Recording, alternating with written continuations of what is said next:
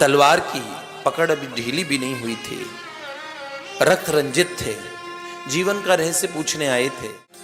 तो घोड़े ने तत्काल बोला, श्री राधा कृष्ण।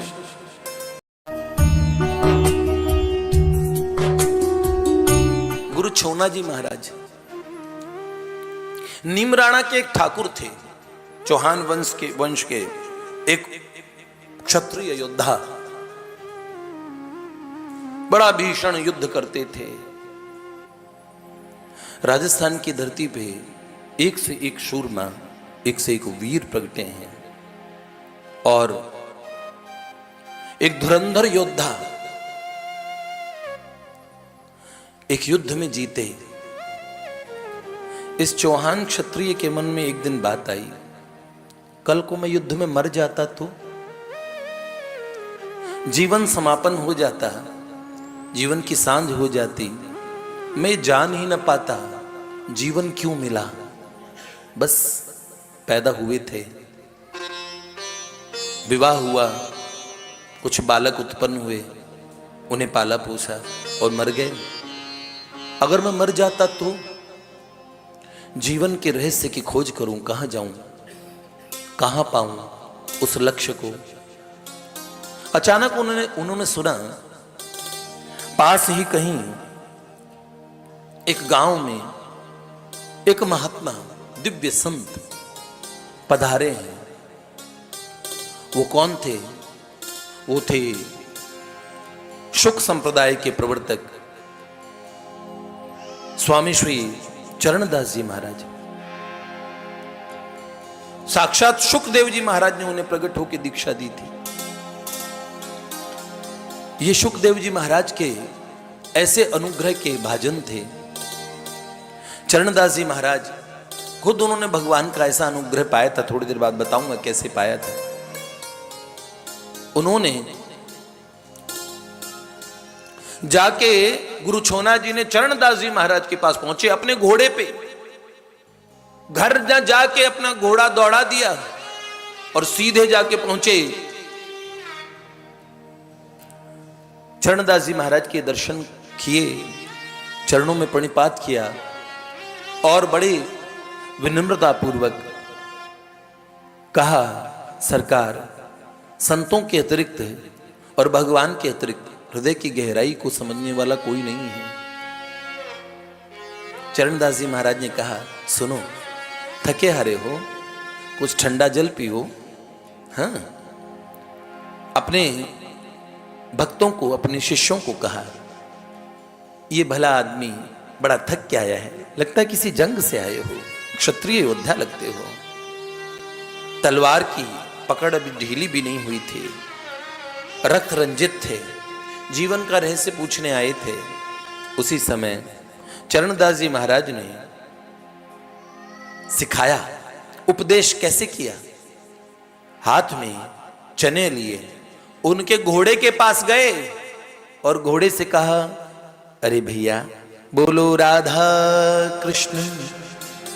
तो घोड़े ने तत्काल बोला, श्री राधा कृष्ण। तो घोड़े के मुख से श्री राधा कृष्ण भगवान की जय जयकार करा दी। चरणों में गिर गए, सदा के लिए विरक्त हो गए।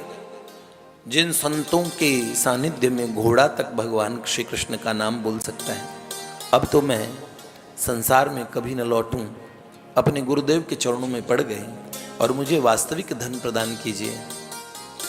तब गुरु छोना जी महाराज ने, गुरु जी के प्यारे, नाम पड़ा गुरु छोना,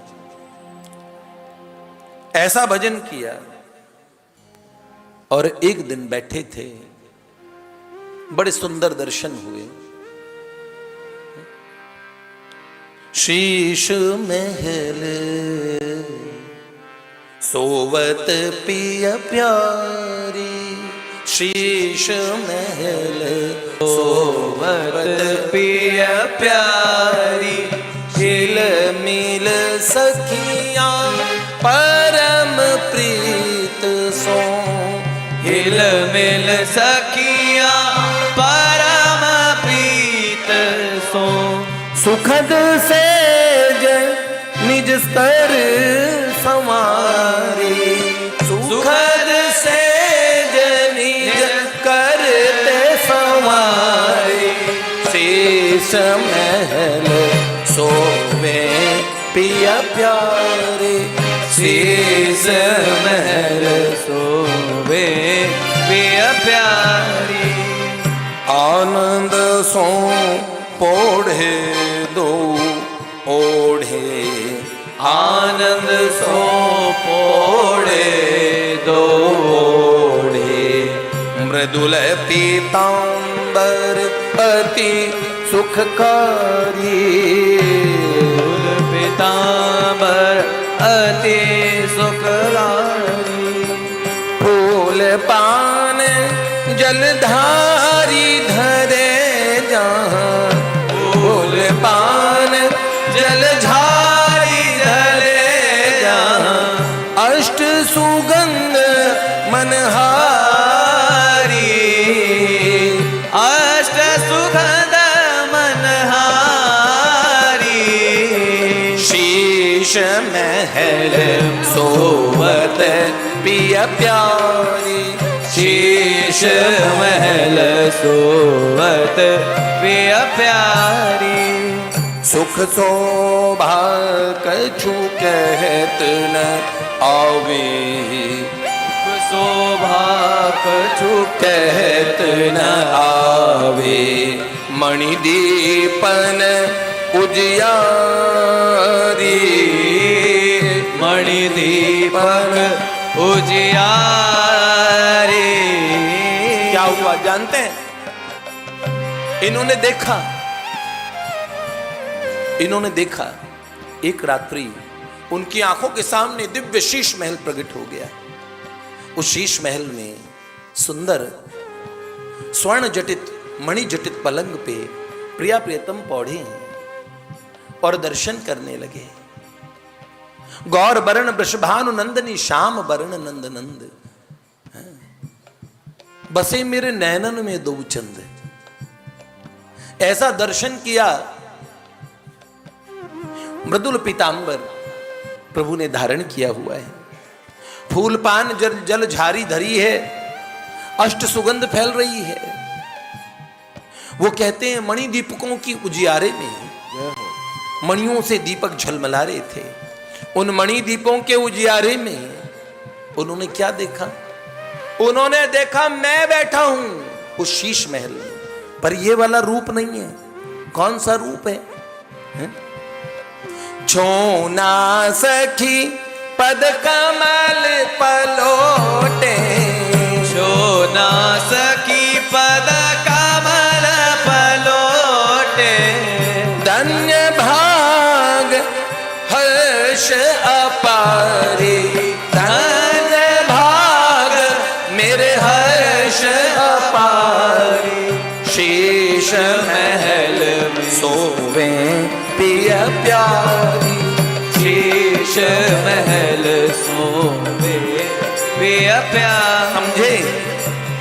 छोना सखी पद कमल पलोटे। हर जीव का एक स्वरूप है, आप मानेंगे नहीं। मल्टीपल रियलिटीज को जो जानते हैं, आजकल एक सिद्धांत चला है मल्टीवर्सेस का, बड़ा रिसर्च चल रही है उस पे। आप सब लोगों ने कभी ना कभी डेजावू फील किया होगा। डेजावू जानते हैं क्या बोलते हैं? डेजावू बोलते हैं हर व्यक्ति को ऐसे लगता है कि ये चीज यार पहले देखी है कहीं। जैसे हम अल्मोड़ा पहली बार गए और कोई सज्जन से पहली बार दुकान पे बात कर रहे हैं और पूछ रहे हैं बाबा रामदेव जी की दंत कांति है क्या भैया? तो बोला हाँ जी बाबा की दंत कांति है। आप मुस्कुराए, दुकानदार भी मुस्कुराया। आपने देखा अरे ऐसे दंत कांति लेते हुए ऐसे ये हंसता हुआ दुकानदार, और यही दुकान यही अल्मोड़ा मैंने पहले भी कहीं देखा है। आपके जीवन में, हर व्यक्ति के जीवन में घटना घटती है। इसका कारण मुझे एक अतिशय दिव्य संत ने बताया था। डेजावू होने का कारण, जिन्होंने इस युग में भगवान की प्राप्ति कैसे की, उनकी बड़ी सुंदर गाथा है।